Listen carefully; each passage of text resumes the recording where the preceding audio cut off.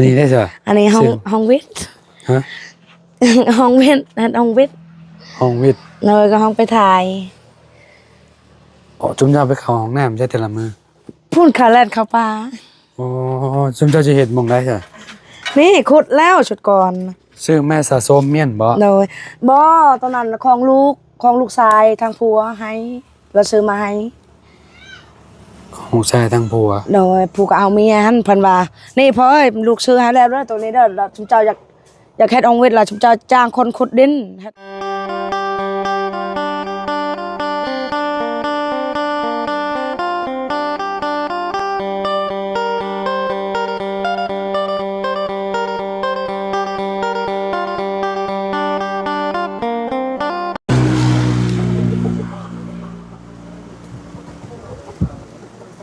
อ้าวพ่อแม่พี่น้องเลยเนาะกราบสบายดีและสวัสดีเนาะ FC เบิร์ดสุขูสู่คนพี่น้องมาบอกมาพ่อกันกับเฮาเนาะเส้นเก่าเส้นเกยพี่น้องเนาะสบายดีมาพบกับแม่น้องแตงไทยขออนุญาตเด้อตั้งชื่อให้แตงไทยบ่นี่แต่งจริงบ่ได้แม่นแตงจริงในของห้องคอยมาห้องแตงไทยแต่ว่าใส่คันพอใส่เวียดใส่ลิ้นนั่นนางหัวน้องหัวเป็นได้คือใส่หัวเราใส่ม่วนไปซื้อนั่นแหละใส่ม่วนเราว่าเรามี3ชื่อบ่แม่นบ่นางหัวนางเฮียนนางแต่งจริงนางเฮียนโดยแต่งจริงพ่อโดยครูใส่นางเฮียนเป็นได้คือบ่มือนำสามียานฮะยานโดยเอาคือยานบ่กล้ามือสาเหตุเป็นย้อนหยังคือยานตัวทุกตัวยากอ้าวบ่มีเงินจ้างรถแน่กลับไปกลับมา1 2มาเบิ่งไกลอ๋อบ่มีพระเบิ่งไกลอยู่ในเฮือนนั่นเลยให้ลูกมื้อย่านเขารักก็คือไก่ตีนี่ชุมเจ้าซื้อมาแล้วก็ขายบ่โดยขายสมมุติว่าไผมีไผอยากได้คือแบบก็จะมาเบิ่งเอาบ่โดยแบบเมื่อกี้นี่เขามาเบิ่งเองขายโตเท่าใดคันไก่เตี้ยนบางเทื่อเราขายล้านนึง 7-8 แสนปานนั้นสมมุติว่าเราซื้อ 6 แสนแล้วก็ขาย8 แสนขาย8 แสนโดยอาศัยกินกำไรให้แล้วเนาะแต่ขายสำเก่ามันก็บ่ได้แหละพี่น้องเพราะว่าเฮาซื้อก็ต้นทุนน่ะประมาณ 6 แสนเนาะสมมุติสิมาขายอันด้ามแสนนำได้ก็ค่าน้ำมันก็บ่ได้เนาะสมมุติว่าซื้อไก่สมมุติว่าซื้อต่อล้านนึง2ล้านเฮาก็บ่กล้าซื้อบ่กล้าซื้อเฮาบ่มีเงินบ่มีทุนสมมุติว่า1 2มามันย่านตายแล้วลุบหมดเลยแม่นแหละอันนี้เฮาบ่กล้าซื้อสมมุติว่าซื้อไก่ถึกเอามาขายให้เด็กน้อยอันนี้ยังบ่มีคนจองบ่ยังไก่นี่ได้น้อยเมื่อกี้นี่ 2-3 คนแล้วมาถามเขามาเบิ่งเขาอยากซื้อแต่ว่าบ่เป็นขายถ้าผัวมาพุ่นตอนนี้เจ้าอยู่กับไผเปรียวลูกมือผมเพิ่นเมื่อมาอ๋อจะคนกับมาพุ่นเพิ่นเลยเขาเมื่อพุ่น5 คนมาเลยน้อยค่ารถเท่าไหร่จ้างมาจริงๆอ่ะมันแสนเพิ่น1 แสนเช้าแสนเช้าเด็กน้อยบ่ได้จ้างวะแต่จริงเขาเอากับน้องเพิ่นแต่จริงๆเราใหญ่เลยเด้โดยแต่น้องกัน2 คนน่ะเพิ่นนึงอ่ะ3 ปีเพิ่นนึงอ่ะ4 ปี4 ปีนะเอาเขาบ่ได้เอา4 ปีบ่เอา3 ปีบ่เอา3 ปีก็บ่ได้เอาแต่ว่าเขาน้องมันเพิ่นนึงอันผู้ก็อายอัน12 ปีเขาเอาเพิ่นมาไหว้หยังก็ไหว้ไม่เท่าโดยผู้ที่ว่าเพิ่นล่วงลับไปแล้วโดยอ๋อเพิ่นเสื้อสายจีนบ่เวียดเนาะเสื้อสายเวียดเนาะแต่ว่าเราวันเวียดลูกศรเวียดโดยบ่แม่นคนเวียดแท้เจ้าเคยเมื่อจักเทื่อบ่เคยเมื่อตั้งแต่เอากับเราเนี่ยบ่เคยเมื่อโดยอยู่แต่ในเฮือน10 ปลายปีแล้วเนาะโดยบ่เมื่อเลยเมื่อ1 2มาบ่มีเงินจ้างรถแน่เนื้อปูเนื้อย่าก็เห็นบ่เคยตอนแต่งเพิ่นมาบ่มีแต่อายเพิ่นผู้เดียวมีแต่อายมาโดยปัจจุบันนี่พ่อแม่แล้วน่ะยังอยู่บ่หรือว่าแบบเสียไปแล้วเสีย เจ็บไปแล้วเราก็อายุจน60ปลายเนาะเดี๋ยวนี้ก็ได้ละ70แล้วผัวเจ้าได้โดยคนเบิ่งเมื่อไหร่ก็ยังหนุ่มอยู่คงนั่นแหละเขาเบิ่งเราคือบ่อยากเห็นหงปานใดแน่เวลาเขาเบิ่งใกล้ๆจังได๋เนาะอันนี้คือเบิ่งแบบเพิ่นๆนะพี่น้อง FC หลายคนมันก็ให้มาคอมเมนต์บ่แม่นให้มาสัมภาษณ์ผัวเจ้าอะนะลองสัมภาษณ์พ่อน้องแต่งจริงดูซั่นน้อยเราก็สิกล้าเอาคลิปอยู่บ่เนาะโอ้คิดว่าแต่ว่าส่วนหลายเราคันละมาเฮือนบ่สู้พบปานใดเราไปหาขายไก่เราสมมุติว่ามานำเที่ยวนี่น่ะเราซื้อไก่มาแล้วเราไปขายเรามากับพุ่นละ6:00 น 7:00 นนั่นแหละเรามาแต่เช้ากินข้าวเช้าแล้วก็เราไปหมดมื้อน่าสนับสนุนอยู่คนแบบนี้พี่น้องเนาะเราแบบบ่ได้อยู่ซื่อๆนะเราทำมาหากินนะพี่น้องเนาะเลี้ยงครอบเลี้ยงครัวเนาะเสาหลักคือว่าแล้วเนาะก็คือสาเหตุที่ว่าน้องแต่งจริงเราเว้าแหละพี่น้องเนาะน้องเพิ่นว่าน้องเพิ่นอยากใหญ่ไวๆว่าอยากหาเงินเฮ็ดเรือนเฮ็ดชาติให้พ่อให้แม่อยู่พี่น้องเนาะอนาคตเนาะแปลว่าบรรปลายชีวิตของพ่อแม่นะพี่น้องเนาะแปลว่าเพิ่นเฒ่านับมือนับเฒ่าเนาะแปลว่าเคยได้ยินว่าลูกเมียเก่าเคยมาอยู่นี่บ่ก็เคยอยู่มาเคยบ่เคยแต่ผู้หนึ่งอันเอาเมียอยู่บนดงไหน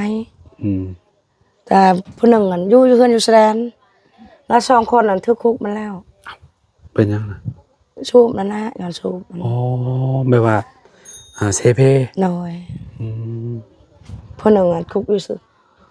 อยู่แก่นขันผู้หนึ่งอยู่สวรรค์ลูกเราหลายคนเนาะมีแต่ผู้ชายเนาะเจ้ากับเราห่างกันจักปีก็โมโหนะเจ้าสาวปลายเนาะ29ได้บ่ได้ผัวนี่ประมาณ60กับ70มั้งอายกกเฮาเท่าไหร่38บ่เบาดีบ่แม่เป็นเบาดีพอน้องเลี้ยงได้เนาะเฮาก็บ่รู้คนตะกี้บ่ฮู้อันน่ะพี่น้องเนาะบ่ฮู้ว่าตัวเองเกิดวันที่หยังเดือนหยังปีหยังนะก็เลยเดาๆเอาไว้ซื่อๆเนาะเมื่อใดเรามาน้องแต่งจริงบ่รู้จักบ่มีโทรบ่มีโทรศัพท์จักบ่ได้มีโทรศัพท์บ่มีคิดฮอดลูกอยู่บ่คิดฮอดอยู่เคยอยู่นํลูกอยู่ผู้เดียวหลายมื้อเนาะน้อยตอนก็บ่รับบ่รับบ่รับชุมเจ้าเวลาฝนตกบ่ย่านงูย่านเงี้ยวโอ้ยมื้อนั้นงูเข้ามาแล่นมาทันทีตอนฝนตกปีก่อนนั่นสอดไปบ่นอนแต่จริงห้องตายแม่โอ้ยงูเข้ามานอนเฮาว่าย่ำไล่มันออกว่ะงูหยังจักงูหยังงูสีดำๆจุนี่มันเป็นงูเห่าบ่จักนี่งูเห่าจักอันตรายบางมือก็งูบางมือก็แคบเวลาฝนตกนะโดยคนลุกพี่น้องเวลายามนี่บ่มีหยังเพราะว่าพื้นมันเตี้ยเด้ชุมเจ้าต้องเฮ็ดเตียงหรือว่าซื้อเตียงมาแล้วก็นอนที่สูงๆแหน่บ่มีเงินแล้วคันได้เงินน่ะซื้อข้าวกินดีกว่าอันนี้มอรถที่ว่าไปค้าขายนะโดยรถเอ้ยน้องให้เอ้ยน้องทางผัวบ่โดยอันนั้นรถแต่งจริงพี่น้อยเนาะรถถีบลาวที่ว่าบนซื้อมาให้เมื่อวานนี่แต่เจ้าโตเพิ่นบ่อยู่เจ้าโตเพิ่นคืออยากมาแหละพี่น้อยเนาะแต่เห็นรถเต็มที่แล้วล่ะก็ได้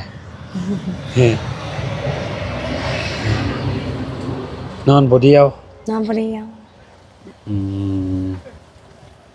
เฮือนมันเป็นแบบนี้เนาะพี่น้องเอ้ยพื้นต่ำๆแบบนี้เลยนี่มันพ่นยามฝนมืดนี่ห่างแปลนนี่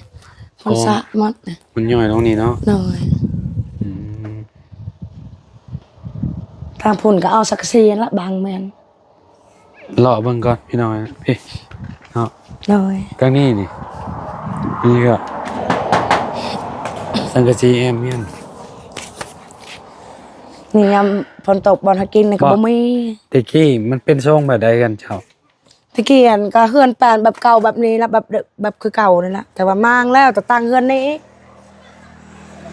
บ่เจ้าซุมเจ้าเฮ็ดแบบนี้บ่ตะกี้ก็ได้โดย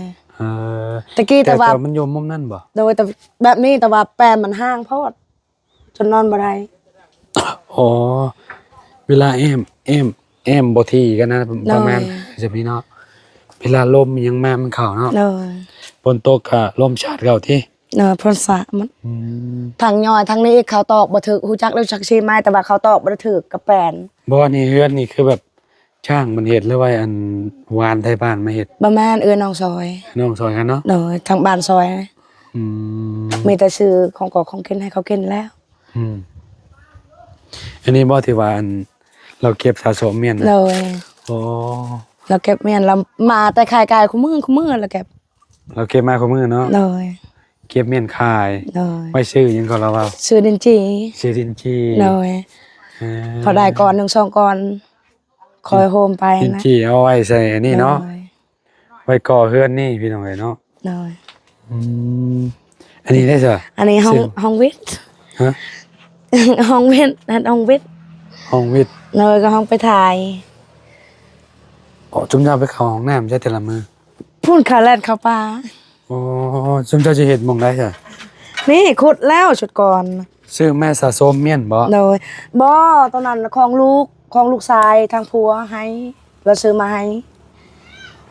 ของชายทั้งผัว โดยผู้ก็เอาเมียหันเพิ่นว่านี่พ่อเอ้ยลูกซื้อให้แล้วเด้อตัวนี้เด้อแล้วชุมเจ้าอยากเฮ็ดองค์เวทล่ะชุมเจ้าจ้างคนขุดดินเฮ็ดเองเพิ่นว่า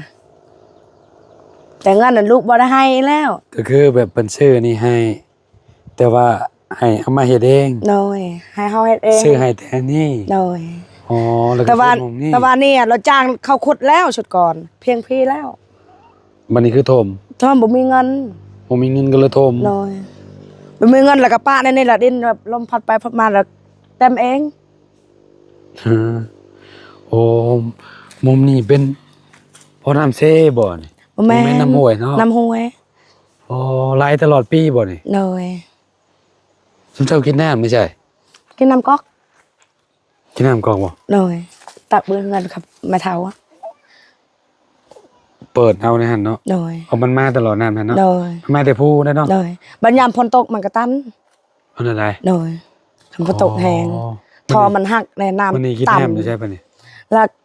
ตักกินน้ำห้วยนั่นแหละ มวยนี่ โดยตักอยู่เทิงพุ่น โอ้แต่ว่าอยู่เทิงพุ่น พุ่นโดย อืม แล้วเนี่ยยามบ่ได้พ่นคอยอ่ะกินตลอดน้ำตอนนั้น อ๋อมองเฮือนนั่นน้องเลี้ยงอะเนาะ โดย อืม บัดฝนตกแห้งแล้วน้ำมันคุณละเลยทอมันขาดน้ำแห้งมา อ๋อน้ำอยู่ในผู้เนาะ โดย โกงคานเพิ่นบ่เห็นให้ โดยเขาเฮ็ดตะกี้พุ่น อ๋อ เขาเฮ็ดพวกบางกระดับ ต่อมาแต่ผู้พุ่นเนาะ โดย ต่อมาแล้วก็ไหลยาวเลยพี่น้อง ได้ เป็นท่อเนาะ โดย ไหลตลอดปีตลอดชาติเนาะ โดย บ่เคยบก โดย อ๋อท่อนี่เนาะ โดย บ่อนเฮ็ดอยู่เฮ็ดกินกันอยู่นี่เนาะ โดย อืม ยามพ่นก็บ่ได้เฮ็ดกินซ้ำอยู่นี่เฮ็ดกินอยู่ในห้องเฮือนพุ่น อืมได้แต่ท่อนี่1 2 3 4 4ท่อพี่น้องเอ้ยเนาะ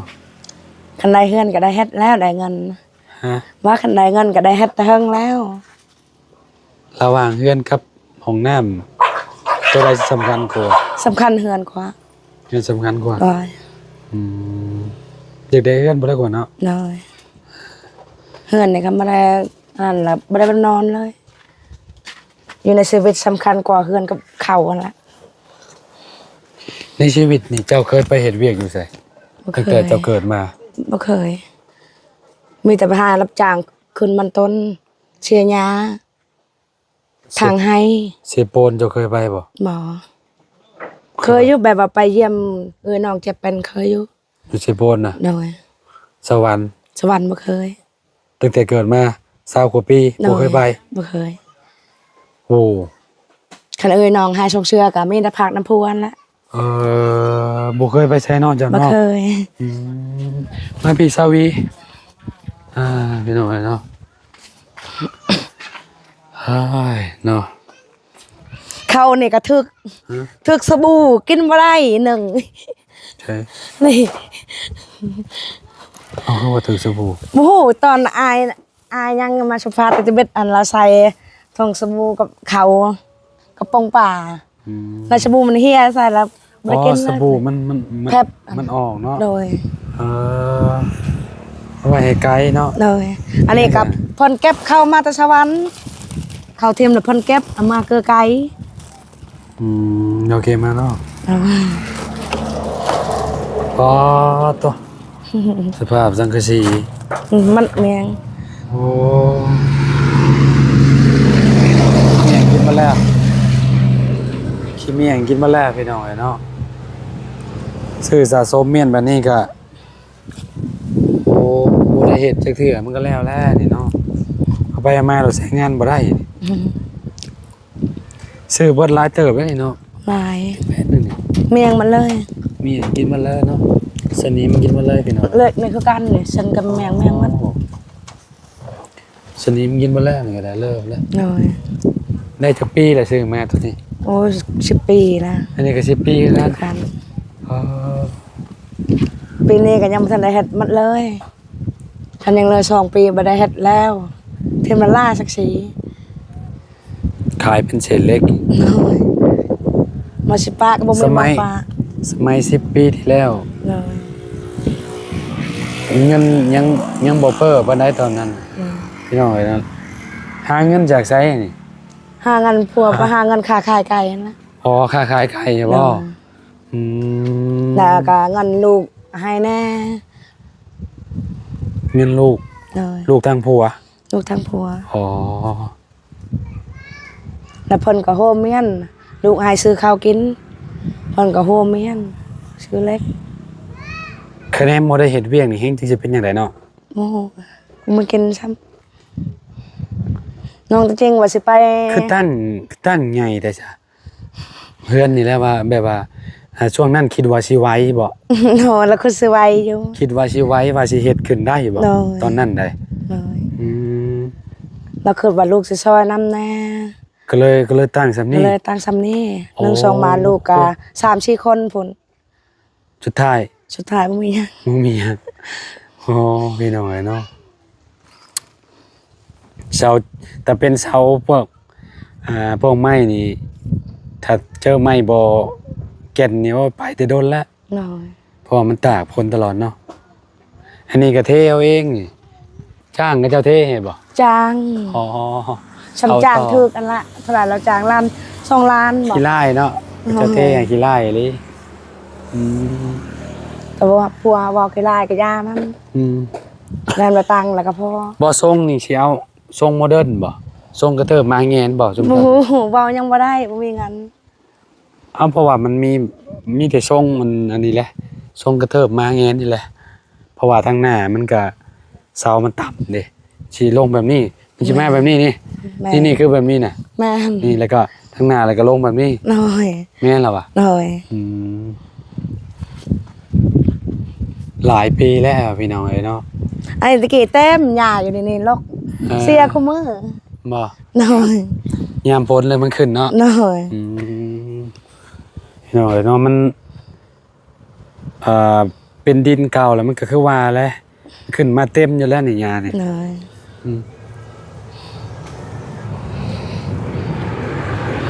FC เนาะเพิ่นก็อยากขนาดพี่น้องเนาะอยากให้มาสัมภาษณ์น้องเพิ่นดุๆเนาะ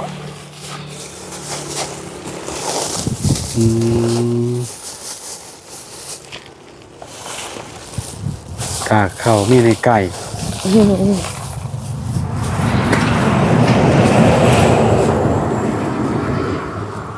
นอกจากไก่แล้วเล่าหับซื้อหยังเนี่ยพ่อเฒ่า บ่ได้รับซื้อหยังมีแต่ไก่ ไก่อย่างเดียว น้อย พวกเป็ด กับเป็ด อืม มีแต่เป็ดกับไก่เองนะ เห็ดกับไก่เนาะ น้อย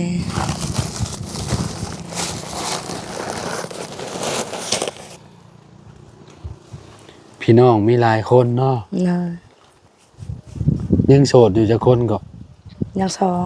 กองมี กงมีสุกี กองมีสุกี น้อยท้าวสุกี ท้าวสุกี น้อยอายุเพิ่น18 ปี กองมีเจ้าหวี น้อย แม่น้อง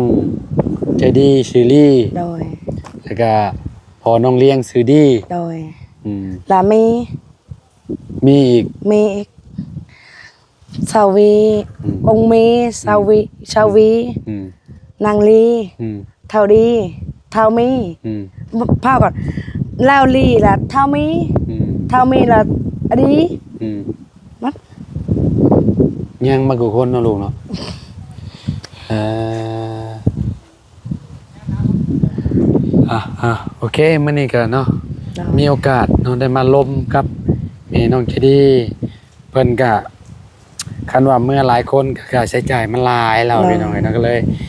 บ่ได้เมื่อนำบ่ได้มาไหว้เนาะมีแต่ลูกสาวเมื่อเนาะลูกชายลูกสาวลูกชายเมื่อบ่เลยแม่อยู่ผู้เดียว นอน คิดฮอดลูกอยู่จ้อยๆอยู่ กินฮอนลูกเอ้ย เคยจากกันหลายมื้อบ่เคยบ่ ลูกตะกี้บ่เคยไปโดนปันนี่อยู่เฮือนแม่ อ๋อ ผู้เดียวแต่ผัวไป มีแต่ผัวเมื่อบ่ หน่อย อืม คันยามเวียกงานแบบนี้ก็ลูกก็เมื่อน้ อ๋อ ำคันบ่มีเวียกบ่มีงาน แสดงมาเราก็เสื้อสายที่เสื้อสายเวียดอยู่เนาะ หน่อย ลูกสาวจ้ะเนาะแต่ละคนเนาะแต่ว่าเราลูกซอดเนาะพ่อจ้ะเนาะ หน่อย อืม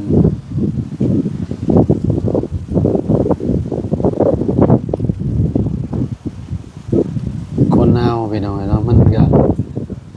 ชีวิตแต่ละคนก็บ่คือกันเนาะเมื่อเฮาได้เกิดมาแล้วครบ32ก็ต้องดิ้นรนนั่นแหละเนาะ หน่อย เสมอเขาก็ต้องได้นะพี่น้องเจ้ากับคือว่าอะไรพี่น้องเนาะเราก็บ่เคยไปเฮ็ดเวียกมีแต่รับจ้างตัวไปเนาะ หน่อย ในหมู่บ้านนี่แหละพี่น้ ต อ อน ง น้องตะเจงนั่นแหละเราอยากไปเฮ็ดเวียกแต่ว่าพ่อเพิ่นยังบ่ให้ไปยังหน่อย ยังเข้าโรงเรียนอยู่จะไปเฮ็ดเวียกล้างถ้วยล้างบวงให้เวียดจางเดือนหนึง2 ล้านมา เราอยากไปแหละ เราอยากไปแต่ว่าพ่อเพิ่นบ่ให้ไป ให้เฮียนก่อน อืม ให้1ให้เฮียน2มาให้ง่ายก่อนแล้วเพิ่นล่ะคือน้องตะเจงคิดว่าพ่อหาเงินบ่ไหวแล้วเลยจะไป ก็คือน้องเราอยากซอยภาระครอบครัว หน่อย เราเคยว่ากับเจ้าบ่น้องจะดีเคยว่ากับเจ้าบ่ เคย ว่าเราอยากไปเฮ็ดเวียก หน่อยแล้วเคยขอพ่อแม่ก่อน อ๋อ ถ้าพ่อแม่บ่ให้ไปแล้วเราก็เลยอยู่ อยู่ก่อน อยู่ก่อนแต่เพิ่นอยากไปอยากช่วยพ่อแม่เพิ่นว่าอยากช่วยพ่อหาเงินมาไว้แล้วเพิ่นว่า ความคิดน้องเพิ่นนี่ถือว่าสุดยอดเลยพี่น้องเนาะ เอาจังได้ก็สู้ๆเด้อสวีเด้อเป็นกำลังใจให้เด้อเนาะเดี๋ยวมื้อน้องแต่งไทยมาแต่งจริงมาจ้ะดอกพี่น้อยเนาะมาคุยกับน้องเพิ่นอีกเทื่อนึงเนาะ โดย เป็นอะไรเจาะแล้วบ่เขากินแล้วบ่ กินข้าวเย็น ข้าวบาบุญเพิ่นเอาให้ ยัง ตอนนั้นยังบ่ได้เจาะหรอว่า ยัง อืม เฟรียวอยู่ โอ้ยังอยู่ ยัง เนาะโอ้โด อันนี้ก็ข้าวเพิ่นมอบทางนางเลี้ยงกับนางจะดีเฮือนแม่แล้วก็ปันกัน อืม ได้กันผู้ละเท่านี้ โอเคนี่กินหลายมื้อจ้ะดอกเนาะ โดยนี่อันนั้นไข่ก็ยัง โอ้ยังอยู่เนาะ โดย พี่น้องเนาะเฮาก็สิขอโตแล้วเนาะ โดย เดี๋ยวจังว่ากันอีกเทื่อนึงพี่น้องเนาะ โดย เดี๋ยวถ่ายอีหลาแต่งจริงมาก่อนเนาะจังมาถ่ายให้พ่อแม่พี่น้องเบิ่งชมนํกันเนาะ โดย เพื่อนมันก็สิพันมานี่แหละพี่น้องเนาะเพิ่นก็แต่ก่อนคิดว่าสิไหวพอเฒ่ามาแล้วโอ้ยเราบ่ไหวแล้วพี่น้องเนาะเอาจังได๋ก็สู้ๆเนาะ โดย เดี๋ยวจังว่ากันอีกเถึงเนาะ โดย เอาสบายดีเด้อ สวัสดีขอบใจ โดยก็ไม่เฮาเด้อ โดย พี่น้องเนาะจังได๋ก็เป็นกำลังใจให้ทางครอบครัวน้องแต่งจริงเพิ่นพี่น้องเนาะที่ว่าเพิ่นเฮ็ดเรือนอยู่ตอนนี้แหละพี่น้องเนาะเอาล่ำลาเลยพี่น้องพอๆกันคลิปหน้าเนาะสำหรับคลิปนี้ไปแล้วสบายดีพี่น้อง